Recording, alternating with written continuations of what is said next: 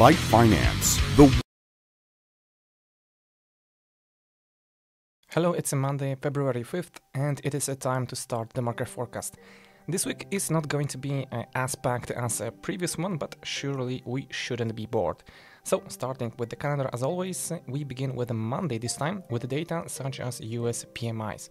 On Tuesday, we'll get the RBA rate decision, which is another central bank which most likely will keep the rates unchanged. On Wednesday, we will get crude oil inventories. On Thursday, Chinese inflation, both on consumers and producers side. And on Friday, Germany will publish their CPI inflation data. And that will be all as for the calendar. Now let's switch to the summary of current fundamentals. The Fed chair's willingness to play for time by stating that March is not the base scenario for the start of monetary expansion is understandable. If the central bank starts cutting rates too early, inflation could rise. Going too late is fraught with increased unemployment. So the situation is aggravated by the year of presidential elections. Republicans accuse the Federal Reserve of intending to support the current government by easing monetary policy. Democrats are perplexing why Jerome Powell doesn't cut the rates as inflation plummets.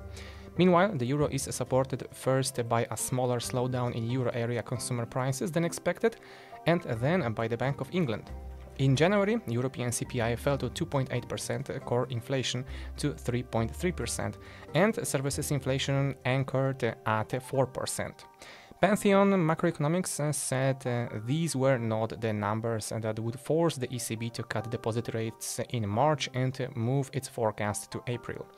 Fed and other central banks are stuck between watching inflation fall and fearing it might rise again.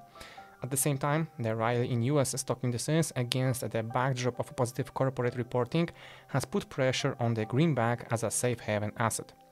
As for the price targets, the last week NFPs were strong, market reacted heavily, and if on Monday we will not see any good suggestions for a retest of the broken support, we could go up and make a retracement. But as of now, all things are suggesting that we could see lower levels such as 1068 to 1065.